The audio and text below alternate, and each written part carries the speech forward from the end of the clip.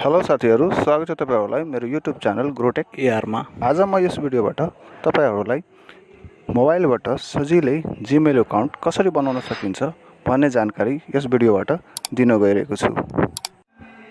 सबैभन्दा अगाडि तपाईहरुलाई आफ्नो मोबाइल स्क्रिनमा रहेको जीमेल भन्ने आइकनलाई टच गर्नुपर्ने हुन्छ। टच गरेपछि तपाईहरुको अगाडि यस्तो इन्टरफेस खुल्छ। त्यहाँ माथि कर्नरमा रहेको आफ्नो नामको फर्स्ट लेटरले सर्कल लगाएको त्यो ठाउँमा टच गर्नु होला। अनि त्यसपछि तपाईहरुको अगाडि यस्तो इन्टरफेस खुल्छ। पहिलेदेखि नै कुनै जीमेल लगइन छ भने त्यसको डिस्क्रिप्सन त्यहाँ दिएको हुन्छ र त्यहाँ तपाईहरुलाई एड अकाउन्ट भन्ने त्यो बटनमा क्लिक गर्नुपर्ने हुन्छ। त्यसपछि यस्तो इन्टरफेस खुल्छ। त्यहाँ रहेको गुगल बटनमा टच गर्नु होला साथीहरु। त्यसपछि केही छिन टाइम लिन्छ।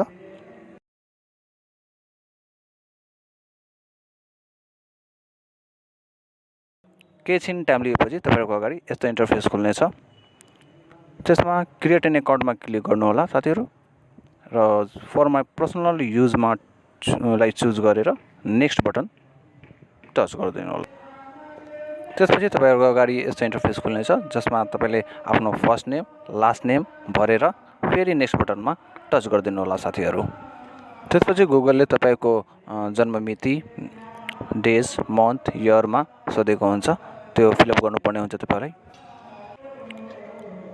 मन्थ डे इयर सबै मजाले सिलेक्ट गर्नु होला साथीहरु। जे तपाईको एक्चुअल छ तपाईको एक्चुअल डेट अफ बर्थ राख्नु भयो भने झनै राम्रो हुन्छ। तपाईले एक्चुअल राख्नुपर्ने हुन्छ साथीहरु। त्यहाँ डेट अफ बर्थहरु त्यो डेट अफ बर्थ सबै राखिसकेपछि तल जेन्डरमा सिलेक्ट गर्नुपर्ने। जेन्डर सिलेक्ट गरेर त्यसपछि नेक्स्ट गरिदिनु पर्ने हुन्छ। नेक्स्ट गरेपछि तपाईहरुको अगाडि आफ्नो इमेलको के नाम इमेलको एड्रेस वा इमेलको के नाम राख्न चाहनुहुन्छ एउटा युनिक नेम सिलेक्ट गर्नु होला साथीहरु। यदि युनिक नेम भएन भने त मिल्दैन र नमिलेको खण्डमा त्यहाँ गुगलले नै एउटा नयाँ आइडी बनाएर दिन्छ। त्यसलाई सिलेक्ट गरेर त्यो आइडीलाई चाहिँ नबिर्सिने गरी कुनै ठाउँमा लेखिहाल्नु होला साथीहरु। गुगलले सजेस्ट गरेको आइडीलाई सिलेक्ट गरेर नेक्स्ट बटनमा थिच्दिनु होला। नेक्स्ट बटन टच गरिदिनु होला। त्यति गरेपछि गुगलले फेरि आफ्नो पासवर्ड सिलेक्ट गर्न भन्छ तपाईलाई। एउटा स्ट्रङ पासवर्ड, एउटा नम्बर, लेटर र क्यारेक्टर्सहरु र सिम्बलहरु हालेर एउटा स्ट्रङ पासवर्ड बनाएर फेरि नेक्स्टमा सिम्बल बनाएर नेक्स्ट बटन थिच्दिनु होला साथीहरु। त्यसपछि एउटा फर्म खुल्छ।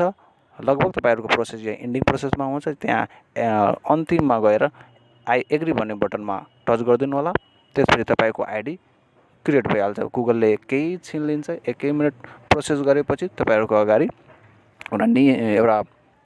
एउटा नयाँ आइडी क्रिएट भएर रेडी भइसकेको हुन्छ। गर्नलाई फेरि त्यो माथि कर्नरमा रहेको त्यो गोलो लेटर भएको बटनलाई टच गर्नु होला र एउटा नयाँ आइडी बनेर बसिसकेको हुन्छ साथीहरु। अन्तिमसम्म हेरेर साथ दिनुभएकोमा धेरै धेरै धन्यवाद।